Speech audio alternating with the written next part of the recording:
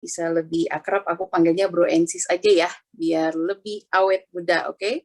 Apa kabar semuanya? Semoga semua sehat ya, saya doain amin.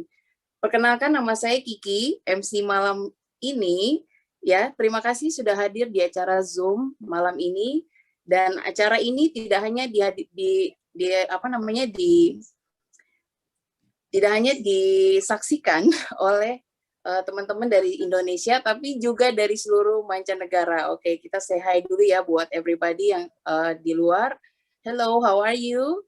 Oke, sebelum kita mulai, boleh nggak ya saya minta tolong untuk teman-teman Bro and Sis itu nyalakan kameranya supaya kelihatan cantik dan gantengnya. Dan juga untuk namanya bisa di-rename, bisa diganti dengan namanya sendiri ya. Oke, terima kasih. Oke, sebelum kita mulai, tema Bistok kita malam ini ya adalah sangat menarik sekali, mulai bisnis sendiri. Oke, modal gaji sebulan, punya puluhan toko. Wah, penasaran ya? Bagaimana ya dengan caranya tuh, gitu loh. Yang umum kan biasanya yang kita ketahui adalah kita kalau mau bikin bisnis konvensional itu pasti modalnya besar banget ya. Satu toko aja itu bisa gede banget gitu. Kabar baiknya ada solusi nih untuk kita semua malam ini, bagaimana kita bisa punya bisnis dengan gaji sebulan dan bisa punya puluhan toko. Oke, siapkan catatan Bapak Ibu semua. Pembicara malam ini adalah seseorang yang sangat luar biasa. Mungkin kita bisa tampilkan slide profil beliau ya. Kita lihat ya. Oke. Selain aktif di Freedom Fatnet Global, beliau juga salah satu pimpinan dari 6 grup yang bergerak di bidang distribusi, retail, dan banking. Oke, aslinya beliau dari Kupang dan sekarang berdomisili di Jakarta. Pendidikan terakhir beliau di New York University. Luar biasa ya. Seorang istri dan ibu dari 2 anak, passion beliau di pendidikan mental, personal development, dan leadership. Oke, hobi beliau makan, membaca, menulis, dan traveling. Oke, mari kita sambut ibu yang cantik ini, Ibu Helen. Silakan Ibu Helen. Ibu. Halo. Oke, bentar ya. Hai, makasih Halo, Kiki. apa Thank you kabar? untuk Ya, introduction-nya. Baik. Ya, aku Gimana mau nih ucapin tips-tipsnya? selamat datang untuk semua. Ya? Iya, oke. Iya, boleh dong share tipsnya ya. Gimana caranya memulai bisnis sendiri dengan modal gaji sebulan. Waduh, itu pasti menarik banget nih. Kita udah siap-siap buat catat semua ya. Oke, lanjut Ibu. Ya, catat. Oke. Sebelumnya perkenalkan sekali lagi, nama saya Helen. Saya dari Kupang. Sebenarnya udah 10 tahun tinggal di Jakarta, tapi sampai hari ini kalau ditanya dari mana, saya jawabnya pasti dari Kupang. Karena emang ya kalau lahir di mana kan pasti hatinya di situ. Ya enggak? Nah, mau ngomong apa? Sebelumnya makasih buat yang sudah datang. Aku pengen banget kalian bisa ada di sini dengerin dari awal sampai akhir, karena trust me, yang aku mau sharingkan ini dulu pertama kali aku dengar juga sepertinya biasa aja, tapi waktu aku dengar baik-baik itu benar-benar membuka new paradigm for me gitu ya. So mungkin langsung aja without further ado, I will begin my presentation. Okay, there it is. Oh, okay. Yeah. What does your future looks like? Aku nggak tahu berapa banyak dari brother sisters di sini itu yang suka nanya ini ya pada diri sendiri. Aku personally udah menanyakan hal ini pada diri aku itu dari SD sebenarnya, karena aku dari Kupang, itu kotanya sangat amat kecil. Di tahun sekitar 90, awal 90 gitu ya, di Kupang itu kan bener-bener masih belum develop. Kita nggak ada internet, kita nggak ada macam-macam. Jadi setiap kali kalau liburan ke Surabaya, buat saya itu adalah kota yang sangat metropolitan sekali gitu. Jadi setiap kali kalau bepergian ke tempat lain tuh buat saya, wow, ini kalau umpamanya orang tuh hidupnya seperti ini gitu ya, harus mau berpikir ke depan gitu. Jadi dari dulu itu maunya seperti itu. Nah, ini untuk kesempatan kali ini mungkin brother sisters yang lain itu juga bisa pikir ya, nggak, kita ke depannya nanti mau jadi apa ya, mau ngapain ya, gitu ya. Nah, Satu hal itu yang aku tahu dari dulu seumur hidup aku adalah keluarga aku itu adalah pedagang. Jadi dari kecil, dari SD aku udah diajarin untuk bekerja, udah diajarin untuk menjual sebenarnya. Nah, banyak orang yang bilang bahwa ya menjual itu kan menakutkan, menjual itu kan nggak enak, itu kan begini, begitu. Tahu nggak? Faktanya adalah seluruh hidup kita itu sebenarnya kita tuh berjualan loh. Waktu kita di sekolah, kita di universitas, sebenarnya kita sudah menjual. Kita menjual dirinya kita sendiri gitu ya. Aku ingat banget waktu aku mau apply ke NYU, waktu itu NYU adalah salah satu sekolah yang cukup famous sebenarnya di Amerika gitu ya. Waktu itu ada 20.000 orang kalau nggak salah itu yang mau apply, dan kita harus ke sana, dan yang waktu itu dipilih untuk undergrad kalau nggak salah sih sekitar I cannot remember, but it wasn't much gitu ya. It probably kayak kurang dari 5% itu yang dimasukkan ke situ gitu loh. Dan kita ke sana, kita juga harus masukin transkrip nilainya kita, semuanya kita harus bikin karangan lah, bikin ini kayak begitu. Dan sebenarnya kan itu bukankah kita lagi menjual diri kita sendiri, ya nggak? Di tempat kerja itu juga sama. Setiap kali seseorang mau mendapatkan promosi, yang dia tuh kan harus jual dirinya dia sendiri juga gitu loh.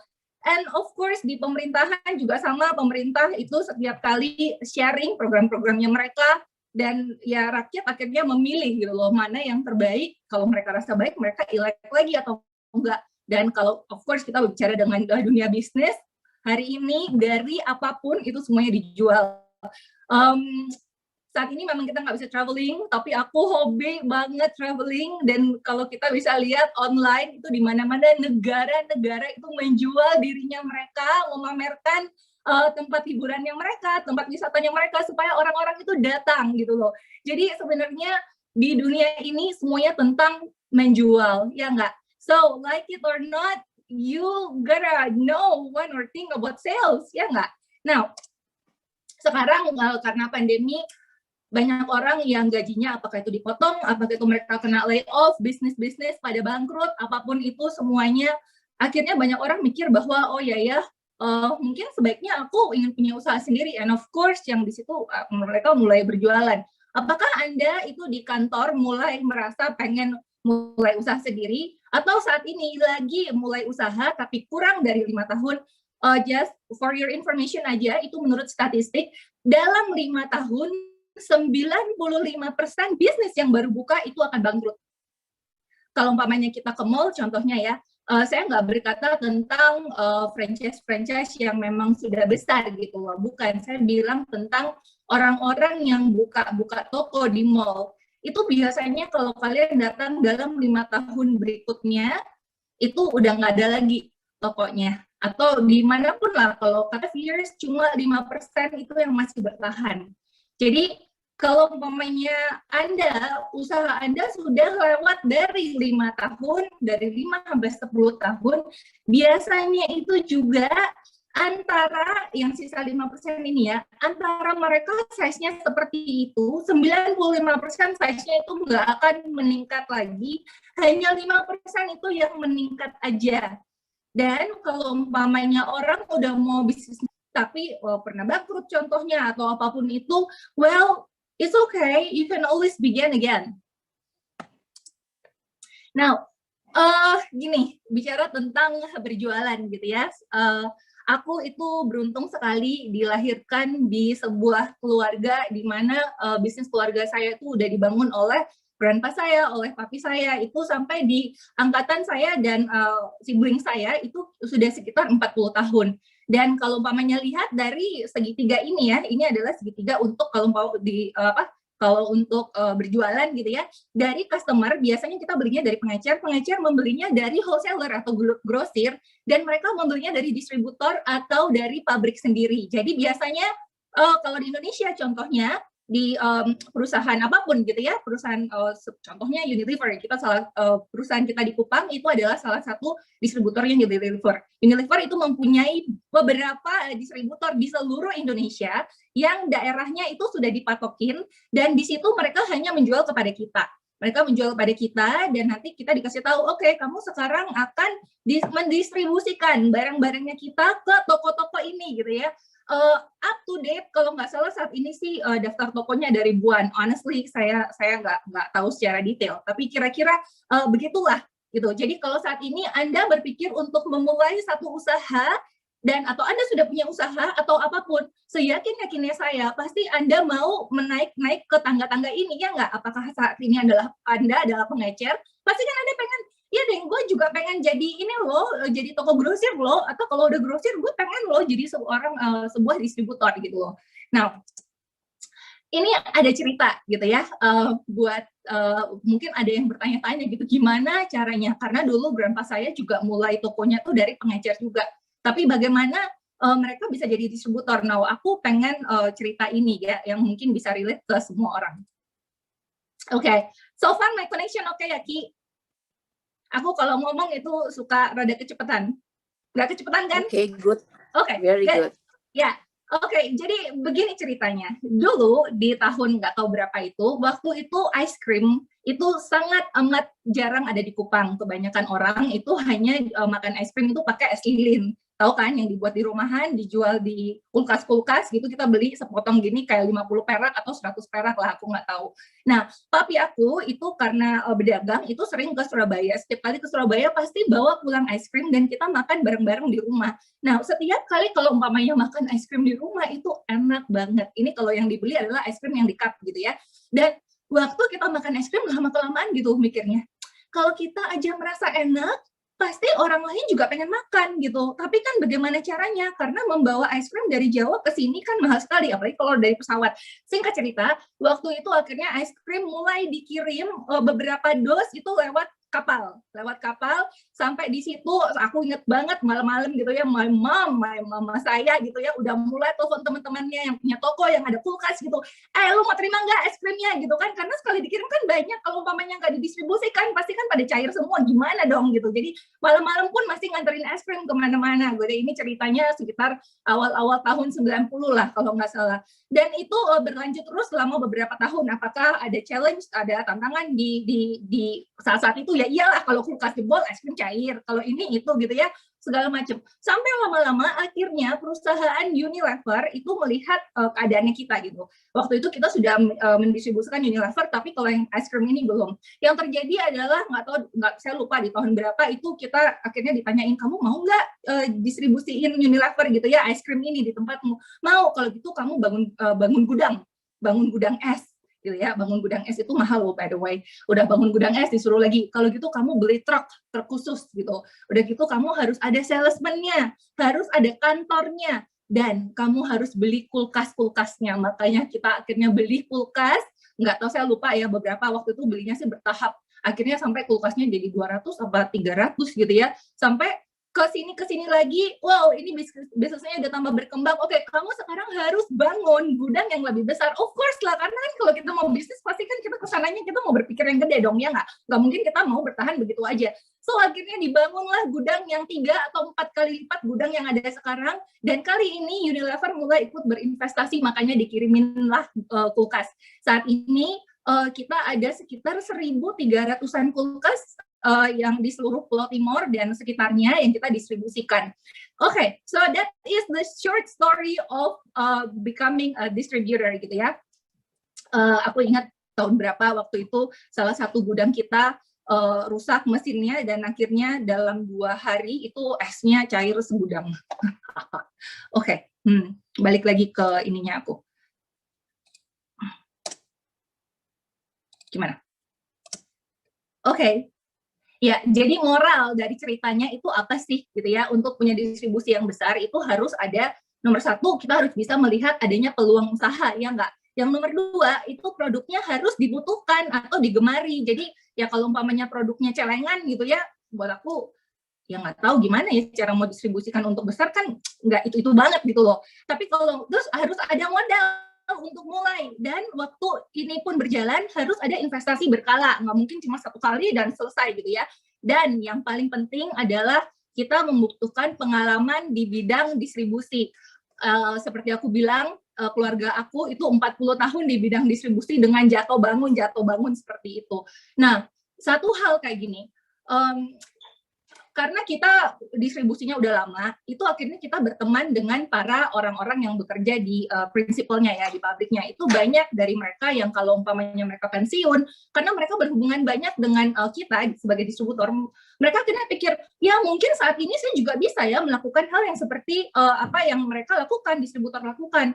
Jadi dipakailah biasanya ya uang pensiunnya untuk mulai bisnis, untuk ini dan itu, dan you know what? It's not as easy as you look gitu ya, tidak segampang yang seperti dilihat gitu loh. Ya makanya ditulis di sini, tahu bagaimana caranya masak itu belum berarti tahu bagaimana cara membuka sebuah restoran yang sukses ya, nggak, apalagi kalau restorannya itu gede. So with that in mind, what do we have to do gitu loh. Kalau kenapa judul dari talk ini adalah bisa mulai bisnis sendiri dengan gaji 1 bulan tapi bisa buka tokonya banyak gitu loh. Karena 10 tahun yang lalu saya dikenalin oleh sebuah industri yang waktu itu nggak pernah dilihat oleh saya. Saya pernah dengar, tapi jujur aja saya nggak pernah lihat. Yaitu adalah konsep distribusi abad 21, yaitu bisnis jaringan. Atau kita sebut network marketing, atau kita sebut biasanya adalah MLM. Oke? Buat yang saat ini alergi sama MLM, just stick around dulu ya untuk beberapa saat lagi, karena trust me, aku dulu juga begitu, persis sama kayak. Satu hal yang aku mau bilang, di konsep ini yang tadi tuh yang panjang-panjang ya, dari distributor, wholesaler, retailer, customers, itu udah nggak ada lagi. Yang ada yang terjadi adalah dari principal ke factory itu langsung menuju ke customer. Dan si customer ini boleh memilih apakah mereka mau menjadi customer pakai aja atau mereka mau menjadi distributor. Oke? Now, ini orang adalah Bill Gates, salah satu orang terkaya di dunia dan salah satu orang filantropis terhebat lah gitu ya, yang luar biasa banget. Aku nggak tahu kalau umpamanya saat ini juga Anda yang ada di sini itu duitnya udah banyak dan kalian berpikir bahwa MLM gue malas bener deh abis ini. Oke, stick around. Karena even si Bill Gates itu juga bilang gitu ya, kalau saya mau dikasih kesempatan 1 kali lagi untuk memulai semuanya, saya akan memilih bisnis MLM. Berarti kan ada sesuatu di sini yang kita belum tahu, ya nggak? Now, jadi gitu ya, aku mau ngajak brother sisters yang kali ini gitu loh, untuk sama-sama lihat bisnis ini benar-benar. Kenapa hari itu aku juga memilih, karena aku tahu bahwa untuk melakukan apa yang saat ini dilakukan oleh bisnis keluarga aku, itu hampir mustahil untuk kebanyakan orang gitu loh. Tapi dari bisnis ini, itu sebenarnya kita semua sama-sama bisa loh. Oke? So, here, aku mau memperkenalkan perusahaannya kita bekerja sama dengan sebuah perusahaan namanya BizWorld International. Ini kantornya ada di beberapa negara di 5 benua, dan produk-produk yang dikasih itu ini ya, salah satunya adalah pembalut. By the way, the first time aku kenal perusahaan bisnis ini, saya dikenalkan oleh Fari namanya ya, dengan ini pembalut ini gitu ya. Dan ini dahsyat banget, waktu itu aku menstruasinya 3 bulan sekali. Dan waktu pakai pembalut ini akhirnya menstruasi aku jadi lancar. Dan you know, because it's pembalut, satu perempuan itu menstruasinya tuh selama 40 tahun dalam hidupnya. Jadi once dia suka dengan pembalutnya seperti aku akan jadi customer seumur hidup. You see, ini adalah produk repeat order gitu ya. Ada juga Alpha Meta, ini adalah makanan for sale. Ada a few other stuff. Oh, my favorite ini adalah Alpha Spin yang aku pegang, tapi we are not going to talk about this. Ini kok nggak bisa. Ya pokoknya begitu lah ya. Ini adalah alat untuk anti radiasi. Saat ini kita semua kerja dari rumah, anak-anak itu juga sama. Di rumah aku ada pasang anti petir. Aku yakin di rumah kebanyakan bapak ibu juga sama, ya nggak? Di handphone aku itu ada pasang anti gores, and I'm sure kalian juga sama gitu. Tapi tahu nggak, radiasi dari handphone, dari wifi, dari segala macam ini saat ini sedang menyerang tubuh kita. Kenapa menyerang? Karena di dalam badan kita itu frekuensinya normal gitu ya, dan frekuensi alat-alat ini itu tuh jauh lebih kecil. Nah, yang terjadi adalah kalau tidak diproteksi, lama-lama itu selnya bisa rusak, akhirnya orang jadi sakit. Tapi hari ini bukan waktunya aku untuk ngobrolin ini. Tadi aku suggest banget nanti bisa tanya kepada orang yang mengundang untuk tanya produknya lebih lanjut ya, intinya begitulah. Now, jadi pertanyaan balik-balik, kenapa milihnya bisnis jaringan gitu ya? Now, aku kasih tahu ini kenapa begini. Tunggu. Oke. Nomor 1, modal awal relatif kecil. Truly aku bilang, dengan gaji 1 bulan, itu kalian bisa mulai bisnis ini. untuk mulai bisnis ini itu cukup dengan beli produknya saja, apapun produknya itu bisa. Satu pembalut, contohnya satu tas itu harganya sekitar 1.500.000. And I'm sure dengan 1.500.000 kalian bisa afford, ya nggak? Now, ya, dan karena modalnya lebih kecil, terlalu kecil waktu itu, aku juga berpikir apakah ini bisnis benar atau tidak. Tapi trust me, this is a real business. Gitu. Kita berafiliasi atau berkolaborasi dengan orang-orang, ini yang dimaksudkan dengan cabangnya, ketika kita mengajak orang lain dan orang lain itu menjadi partner kita menjalankan bisnis ini sama-sama. Look, waktu kita mau jalanin, waktu kita buka usaha untuk jualan gitu ya, yang paling bagus itu kan kita menjualnya itu kan kepada penjual lagi, ya nggak? Bukan kepada pemakai aja. Karena kalau umpamanya cuma pemakai, ya bisnisnya hanya sebesar punya kita satu toko. Tapi kalau umpamanya kita punya partner lain, punya cabang lain, maka penjualannya itu bisa double, triple, quadruple, atau ya nggak akan ada batasnya. Nah, di sini marketnya adalah global. Untuk menjadi distributor yang konvensional, itu biasanya kita sudah dikasih areanya. Contoh, oke, kamu di Kupang, kamu jualannya di Pulau Timur aja ya, kamu jangan jualannya di Pulau Bali. Karena di Pulau Bali itu sudah ada distributor yang lain, dan itu adalah seperti itu memang dari dulu. Tapi di sini itu nggak ada batasannya, kita bisa kemana-mana aja, selama kita tahu bagaimana cara melakukannya. Ingat ya, tahu jualan bukan berarti tahu membangun jaringan gitu ya. Itu ada satu key di situ, nanti aku get on it later. Oke. E-commerce dan digital, ya ini juga dijual secara online produk-produknya. Potensi pendapatan besar, resiko kecil, segmen pasar yang luas, dan mudah diduplikasi. Potensi pendapatan besar, yes. Kalau yang tadi, yang di bisnis konvensional, itu karena dia punya teritori itu dibatasi. Kalau umpamanya mau grow pun harus sebesar teritorinya aja. Tapi karena ini tidak dibatasi secara teritori, kita bisa mendapatkan profit, bisa mendapatkan revenue semanapun deh yang kita mau gitu ya. Resikonya kecil, ya of course, karena kan kita di sini kan berpartner. Jadi resiko yang saya keluarkan adalah sebatas resiko yang saya keluarkan untuk diri saya sendiri aja. Segmen pasar yang luas, ya pembalut itu di Indonesia dan di belahan dunia manapun semuanya juga pakai pembalut. Dan kalau umpamanya lihat produk-produk kita yang lain, itu ya dari semua umur, semua background, pokoknya semuanya itu orang bisa pakai. Dan mudah diduplikasi, itu maksudnya mudah dicontohin. Kalau umpamanya yang tadi, seperti saya bilang, konvensional distributor, itu hanya sedikit aja yang bisa melakukan seperti itu gitu ya. Biasanya itu udah turun-temurun juga secara bisnisnya. Tapi kalau yang ini, karena konsepnya amat sangat simple, bener-bener amat sangat simple deh. Itu gampang banget kalau orang lain juga mau ikut. Now, and the last part, kenapa aku dan Bill Gates itu setuju bahwa MLM itu keren banget adalah residual income atau yang namanya passive income. Aku nggak usah ngomong terlalu besar, tapi ingat ya yang tadi pembalut. 10 tahun yang lalu, Ibu Cifari itu mengenalkan aku kepada pembalutnya, dan sampai hari ini pembalutnya juga masih kupakai. Setiap kali aku beli, beliau dapat profit. Well, iya nggak? Kalau umpamanya saya itu beli ke satu toko, kalau besok saya mau beli toko lain kan juga bisa. Tapi kalau yang di sini kan enggak. Jadi seperti itu. Bisa diwariskan, bisa diuangkan, dan of course yang paling penting dari semuanya ini adalah adanya sebuah support system atau sekolah yang ngajarin gitu ya. Dan yang terakhir gitu, buat aku ini penting karena aku suka sekali traveling. Ini bisnis juga banyak jalan-jalannya. Dari dulu aku thankful banget ini perusahaan-perusahaan yang kita distribusikan, mereka tuh selalu kasih kita tuh jalan-jalan di perusahaan konvensional ya. Kalau umpamanya targetnya capai, dikasih jalan-jalan. Pokoknya kalau capai dikasih jalan-jalan. Nah, tapi kan di situ ya seperti aku bilang, nggak semua orang bisa capai gitu loh. Dikasih target dan targetnya itu juga cukup besar. Intinya kalau umpamanya orang biasa nggak bisa deh gitu ya. It's hard to explain, tapi basically you have to have like ratusan toko dulu baru bisa. Nah, tapi kalau di sini itu juga mereka punya target perorangan yang memungkinkan siapapun itu bisa jalan-jalan. Ini dari foto kalian bisa lihat ini rame banget. Yang jalan-jalan di sini itu dari anak yang umurnya belasan tahun sampai umur 70-an. Yang orangnya sekolah sampai orangnya S3, nggak sekolah sampai orangnya S3. Pokoknya semua orang selama mereka mau melakukan ini boleh deh jalan-jalan itu aja. Oke. Dan yang paling penting adalah kenapa ini support system yang dibilang sekolah itu sangat penting. Karena begini,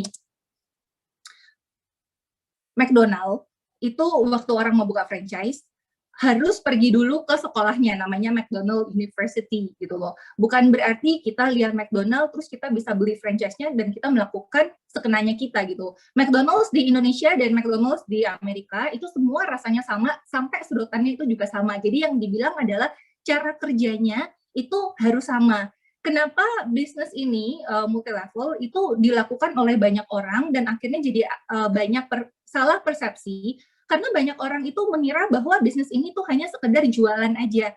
Well, honestly, kalau cuma jualan, ya saya nggak di sini juga, ya nggak ngapain. Tapi yang kita lakukan itu adalah kita menduplikasikan orang, menduplikasikan diri kita, lalu kita duplikasikan orang lain. Jadi seperti membuka cabang dengan orang lain gitu ya.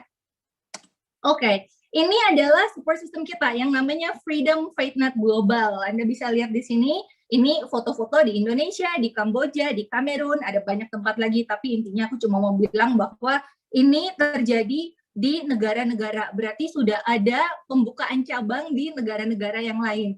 Dan di masa pandemi ini, waktu kita nggak bisa ketemuan, ini founder kita ya, Pak Onggi Hianata, itu awal bulan lalu, itu kita membuat satu virtual event itu yang keren banget dari 57 negara hadir untuk mengikuti acara DNA kita gitu ya. Jadi ini kalau di distributor itu namanya customer gathering. Setiap tahun biasanya kita bikin acara, semua distributor dari seluruh dunia itu diundang, seluruh Indonesia itu diundang ke hotel, kita celebrate, kita di-sharingkan hal-hal banyak. Exactly what we are doing right now waktu itu, tapi kita buatnya secara virtual, keren habis. Oke, ini kenapa keren-keren begini ini ya? Oke. Ya, ini foundernya Pak Onggi Hianata. Kenapa majalah ini?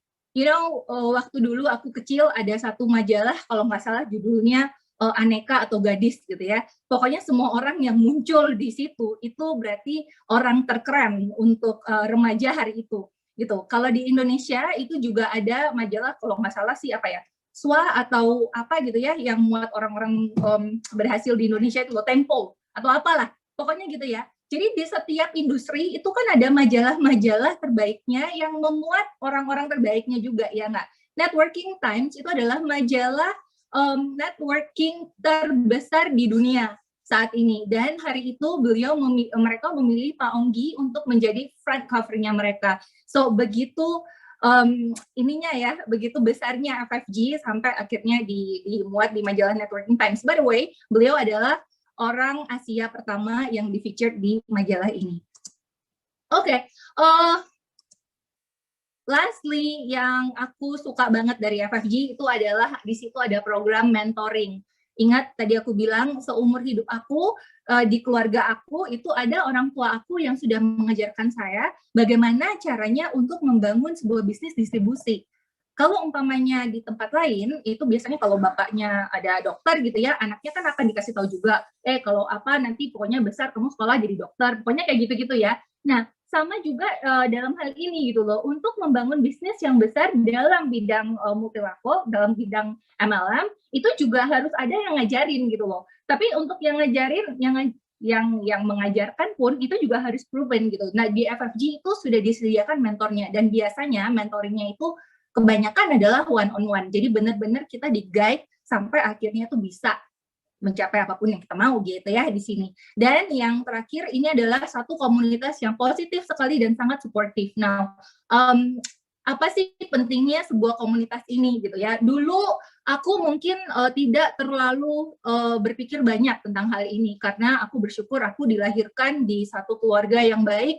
Aku juga punya teman-teman yang baik. Jadi aku nggak melihat bagaimana ini bisa merubah aku gitu. Beberapa tahun yang lalu aku baca dikasih tahu bahwa Anda bisa melihat, saya bisa melihat siapa kamu dari 5 orang yang terdekat dari kamu.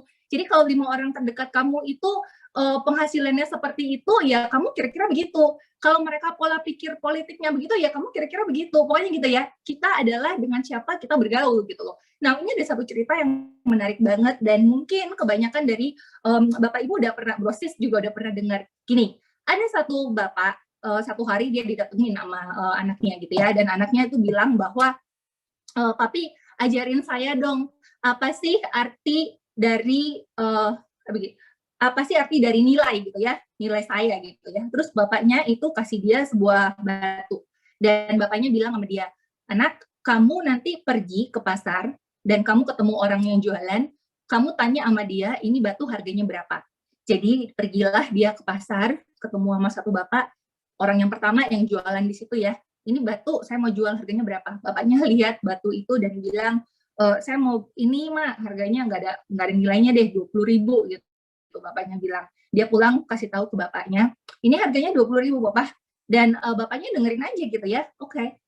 Dan besoknya bapaknya bilang sama anaknya lagi, oke, kamu bawa batu ini pergi ke toko emas gitu ya, dan kamu kasih di situ, kasih tahu ini batu harganya berapa.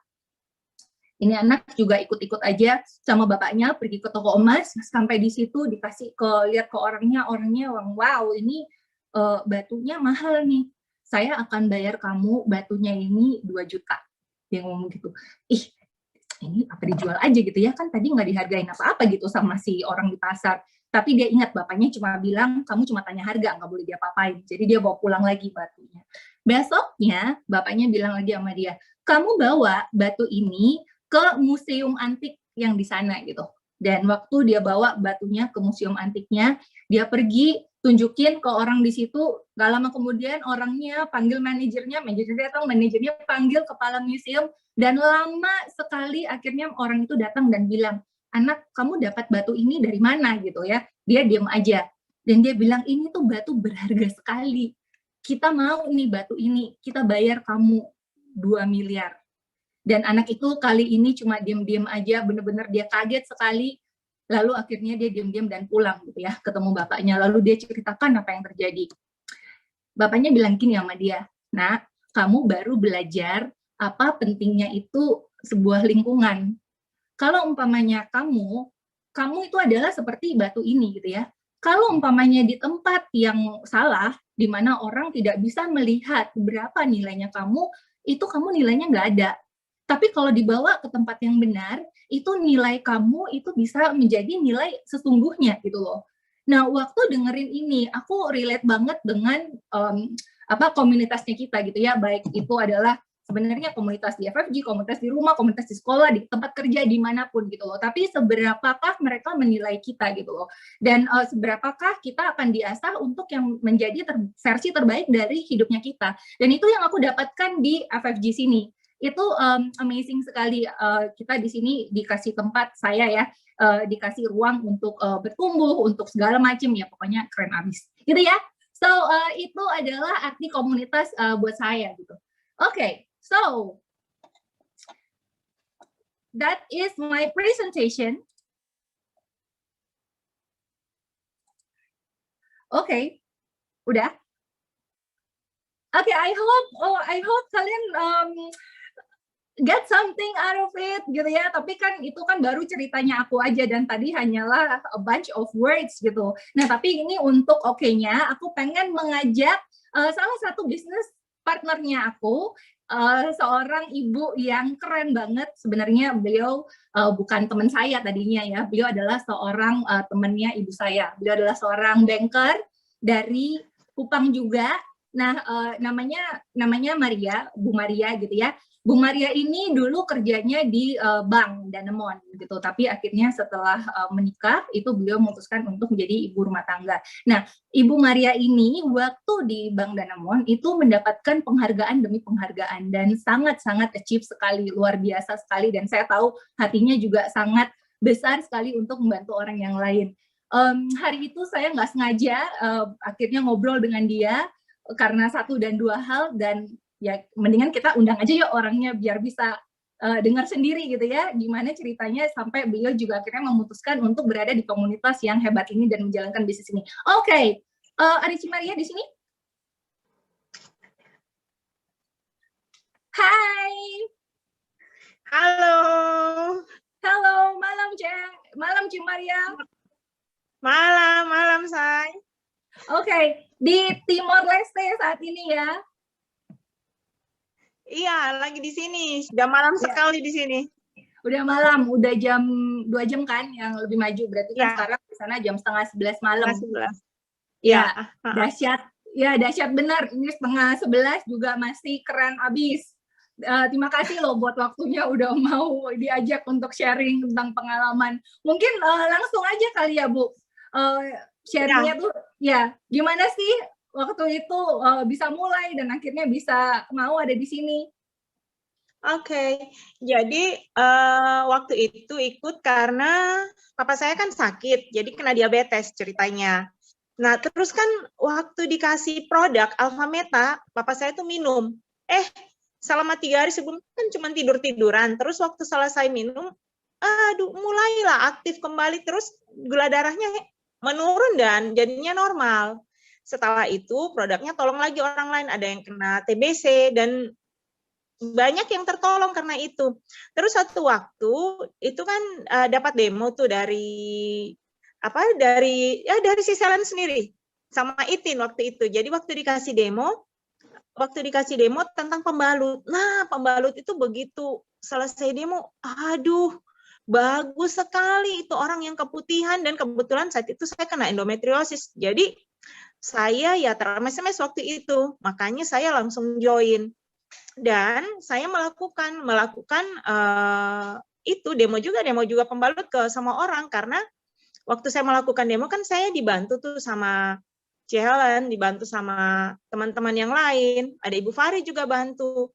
Jadi waktu saya demo kemana-mana, yang ada di dalam kepala saya pembalut ini sangat bagus. Jadi kalau saya demo ke 10 orang, pasti 11 orang akan beli. Kenapa? Karena pasti di dalam kepala orang-orang itu juga pada mikir, ini anak saya juga butuh, ipar saya butuh, yang namanya perempuan di mana-mana kan pasti butuh pembalut. Ya, benar-benar. Iya, jadi dari situ ya sebenarnya awalnya dari kenal produk dulu. Iya. Ya, habis itu kan juga sempat dapat jalan-jalan ya.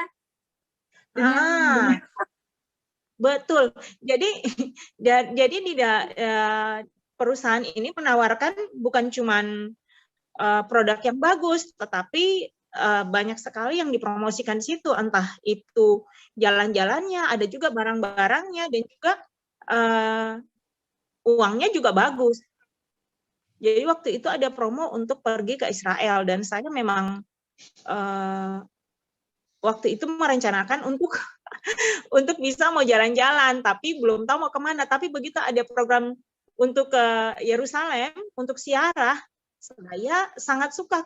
Kenapa? Karena suami saya ingin juga ziarah ke sana, maka saya berjuang untuk achieve itu. Dan caranya sangat gampang karena banyak teman-teman saya tuh bantu, bimbing saya untuk bisa dapat itu, dan ya berhasil begitu. Ya, Brothers Sisters, untuk informasinya aja, waktu itu perusahaan mengadakan perjalanan ziarah ke, ada yang ke Mekah, ada yang ke Yerusalem, untuk yang beragama Buddha dan Hindu itu pada ke India. Jadi waktu itu memang luar biasa sekali. Loh, Bu, dari waktu itu tuh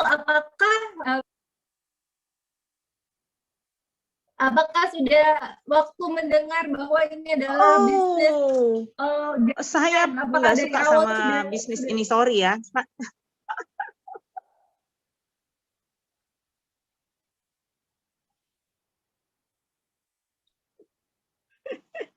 Jadi, ya. Halo?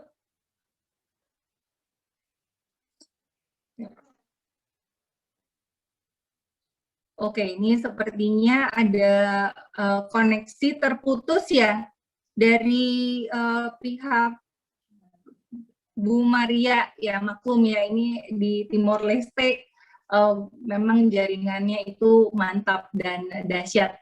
Buat brother and sisters tahu ya, sambil menunggu beliau masuk, Timor Leste juga sedang lockdown. Ini negaranya sudah tutup selama 1 tahun, nggak ada yang keluarga yang lain masih di Kupang, tapi mereka juga masih melakukan bisnisnya dari sana juga. Karena ya of course di era digital saat ini kita udah tidak terbendung lagi dengan harus ketemu face to face seperti ini, ya nggak? Kita selalu bisa melakukan Zoom atau apapun.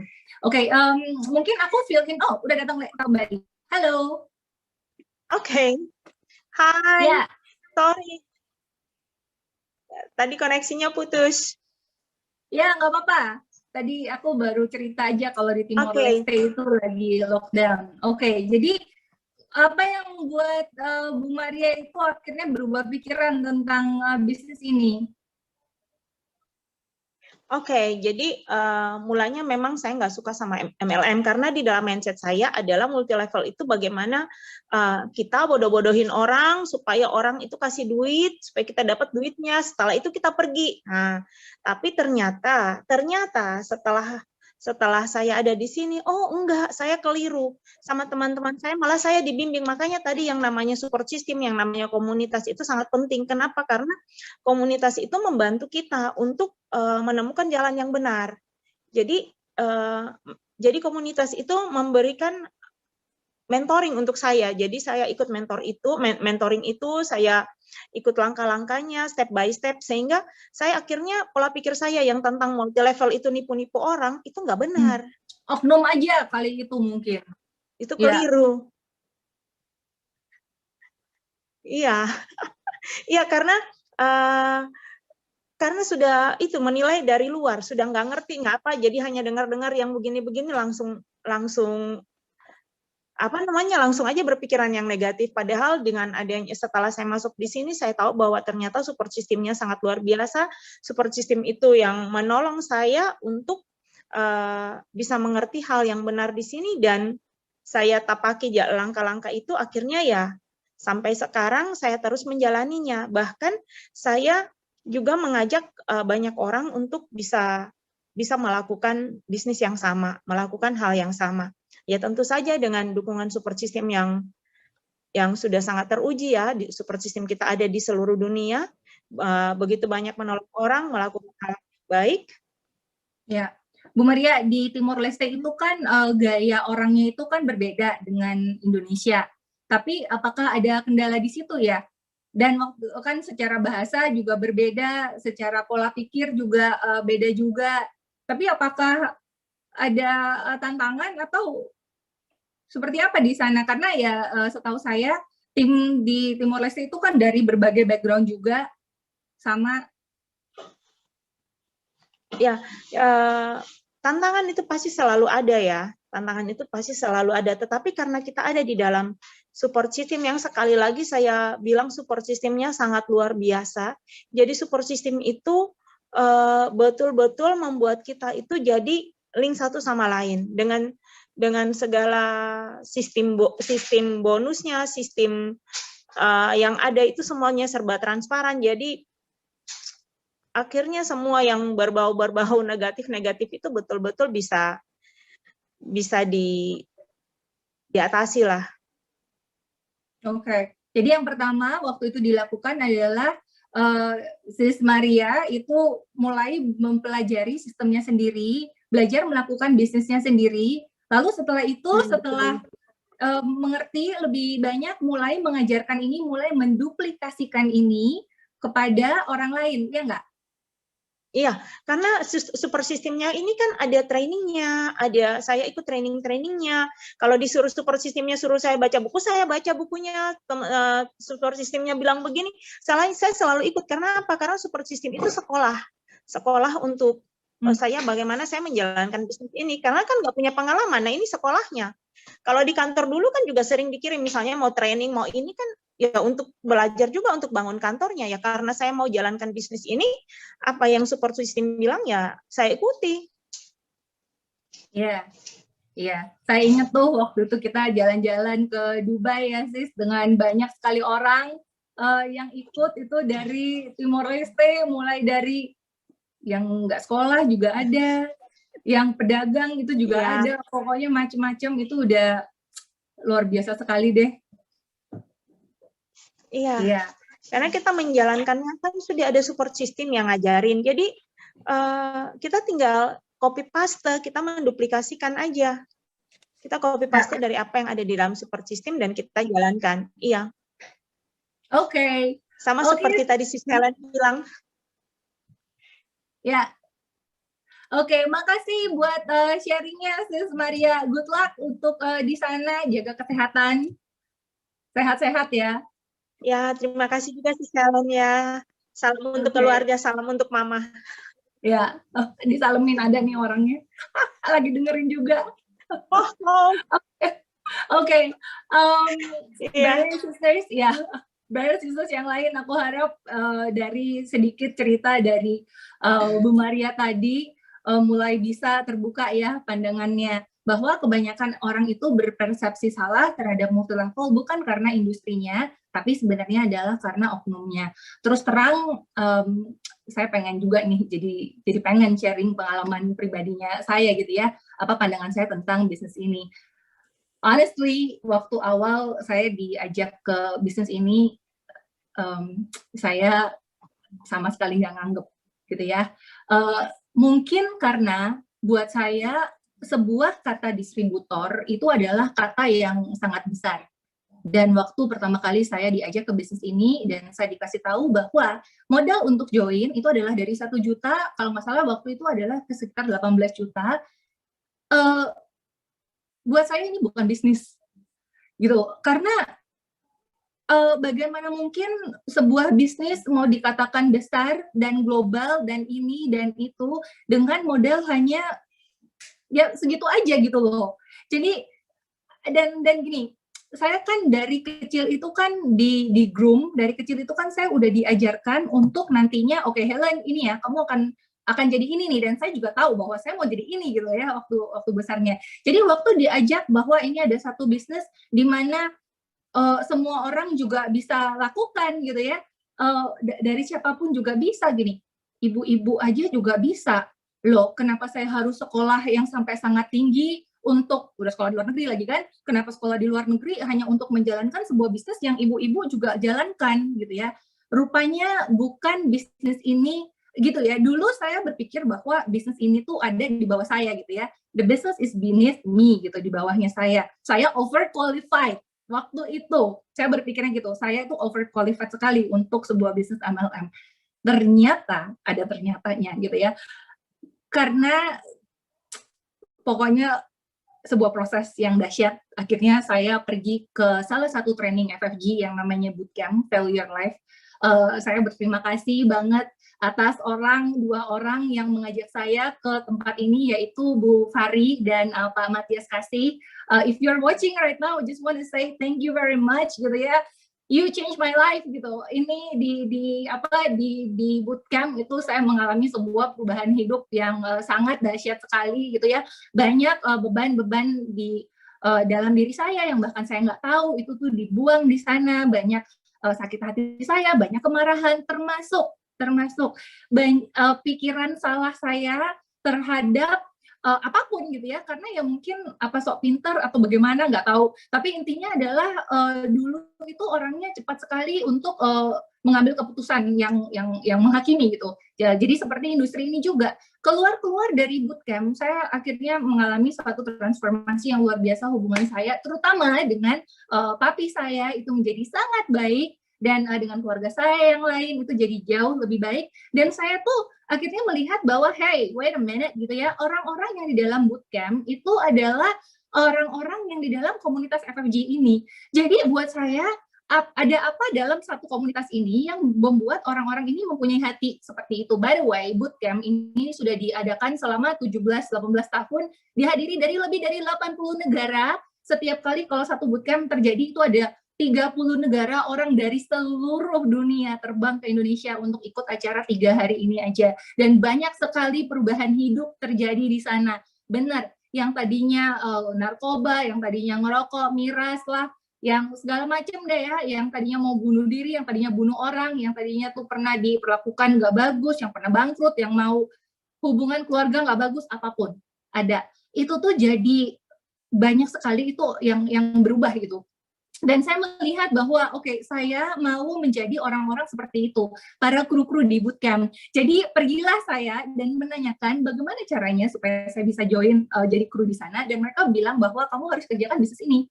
Sesimpel itu gitu ya. Dan hari itu buat saya berhenti untuk melihat ini menjadi terlalu kecil lagi gitu loh. Karena mereka berkata bahwa lewat industri ini, lewat proses-proses di sini, melakukan bisnis ini, maka kita akan mengalami satu transformasi karakter yang luar biasa. Dan buat saya, oke, saya mau itu. Gitu. Kali ini saya udah nggak ngelihat lagi nama MLM-nya, yang saya lihat adalah saya mau mengambil perubahan hidup, perubahan karakter supaya menjadi orang-orang yang luar biasa seperti di sana gitu ya. Dan yang ada, akhirnya saya mulai dong mau nggak mau terjun ke dalam industri ini, dalam bisnis ini. Salah satu hal juga yang akhirnya merubah pandangan saya adalah ketika saya baca buku ini. Ini terbalik atau enggak ya, pokoknya ini adalah The Business School karangan Robert Kiyosaki. Di The Business School ini, if you don't know siapa itu Robert Kiyosaki, beliau adalah pengarang dua bestseller, banyak bestseller sebenarnya, tapi yang paling terkenal adalah Ayah Kaya Ayah Miskin. Di situ Robert Kiyosaki berkata bahwa bukan tingkat pendidikan yang membuat seseorang itu menjadi kaya, tapi bagaimana cara dia berpikir. Jadi papahnya yang miskin itu adalah seorang S3, guru besar di Hawaii. Dan papahnya satu lagi yang kaya adalah seorang yang hanya lulus tamatan SMA aja. Tapi waktu papa aslinya itu ya meninggal, yang S3, itu dia mati dengan meninggalkan hutang. Sedangkan papi kayanya yang adalah temennya punya papa, yang ngajarin dia tentang keuangan, itu menjadi salah seorang yang ngurusin properti lah ya, yang besar sekali itu di Hawaii. Nah, di situ itu buku sangat layak dibaca, dan buku keduanya adalah tentang cash flow quadrant, di mana orang-orang itu bisa berpenghasilan secara aktif, bekerja terus, apakah menjadi pegawai atau membangun usaha sendiri, atau yang satu lagi berpenghasilan secara pasif dengan cara membangun sebuah bisnis atau berinvestasi. Nah, highly recommended, buy it gitu ya. Aku rasa penting sekali untuk kita menginvestasikan diri kita untuk membaca hal-hal seperti ini. Karena kalau umpamanya enggak, perjalanan hidup kita kan masih panjang ya, nggak? Kalau yang kita tahu itu kalau kita nggak dengan sendirinya nyari tahu tentang keuangan lah atau tentang mental development, itu bagaimana? Kalau aku sih gitu ya mikirnya. Anyway, di buku ini Rich Dad Poor Dad itu Business School, itu aku terbuka sekali mindset aku akhirnya tentang bisnis multi level ini, bisnis yang selama ini nggak dipandang sama orang, yang ternyata akhirnya aku baru sadar bukan bisnisnya yang terlalu kecil buat saya, tapi saya yang terlalu kecil buat bisnisnya gitu ya. You know, sometimes sesuatu hal itu jadi gede banget, and then you cannot see gitu loh. Kamu cuma lihat itu satu bagiannya aja. Pernah dengar nggak cerita gajah gitu ya? Ini jadi banyak cerita. Sorry, I have 2 children at home gitu ya. Setiap hari aku harus entertain mereka dengan cerita-ceritanya. Di satu negara itu orang-orang belum pernah melihat apa itu gajah. Jadi singkat cerita, si rajanya bawa gajah, waktu datang orang-orang disuruh lihat itu pakai sedotan. Lalu yang lihat itu ditanyakan, buat kamu gajah itu apa sih? Nah, ada yang lihat itu hanya belalainya, jadi dibilang gajah itu tuh kayak ular gitu. Terus ada yang lihat badannya aja, jadi dibilang gajah itu tuh kayak tembok. Lalu ada yang lihat kakinya aja, jadi dibilangin gajah itu kayak King Kong atau apa yang kakinya gede pokoknya. Singkat cerita, waktu akhirnya itu semua dibuka, baru mereka tahu bahwa wow, gajah itu seperti itu. Nah, itu terjadi sama saya dulu. Saya tuh melihat bisnis ini hanya dengan sedotan aja. Dan karena saya merasa saya itu pintar, sedotannya tuh jadinya kecil banget gitu ya. Hanya mendengar dari orang-orang aja. Dan of course, setiap kali kalau kita mendengar dari orang siapapun yang berkata negatif, sebenarnya kan selalu ada dua sisi dari satu koin, ya enggak? Singkat cerita, sampai akhirnya aku melihat bisnis ini, dan ini adalah industri raksasa sekali gitu ya. Ini adalah industri besar sekali, dan kita sudah masuk di e-commerce. Bill Gates itu bilang bahwa kalau bisnis kamu belum ada di internet, siap-siap ini bisnisnya bakal nggak akan ada lagi, karena zaman ke depan ini adalah zaman internet.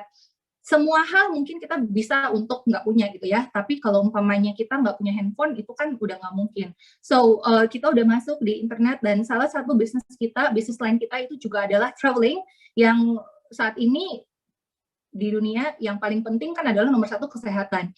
Tapi once nanti pandemi ini udah selesai, I'm very sure gitu ya, industri traveling adalah industri yang akan sangat booming sekali, dan kita ada di sini, di dua-duanya. Okay, so I guess that's it for my presentation. Aku rasa aku udah sharing cukup banyak. I hope waktu awal Anda datang dan Anda dengar ini, aku benar-benar berharap bahwa kalian bisa lihat ini tuh sedikit lebih dalam lagi gitu ya, dengan apa yang aku lihat. Karena dulu aku menutup mataku hampir selama 2 tahun waktu diajak untuk lihat ini. Dan bahwa bisnis ini waktu dilakukan, yang terbantu itu bukan hanya diri kita sendiri, tapi begitu banyak orang. Bisnis ini itu dibangun waktu kita membangun orang lain. Kalau kakak kamu, ini yang aku rasain gitu ya. It's about the money, of course. Everything is always about the money. Yang nggak tentang bisnisnya ini potensinya sangat amat luar biasa sekali. Tapi selain daripada uang, itu juga banyak sekali aspek-aspek kehidupan yang aku dapetin di sini. Salah satunya sebenarnya adalah berbicara di depan umum begini. Just so you know, aku itu tadi belajar di sini gitu ya. Aku dikasih ruang untuk bertumbuh, dan nggak cuma itu juga. Pokoknya banyak sekali nilai-nilai kehidupan yang aku dapat di sini, bersabar, rendah hati, pokoknya segala macam deh. And of course the traveling, that is salah satu perks yang aku happy banget yang ada di sini. Dan I guess that's it untuk career web YouTube. If Anda tahu ada 1, 2, 3, 4, 5 orang teman Anda yang mungkin selama ini Anda pengen ngajak tapi belum sempat ngajak, bisa aja untuk nonton ulang lagi ini YouTube channelnya ini Floren kasih, tinggal diklik aja subscribe, lalu bisa bagiin juga ke mereka.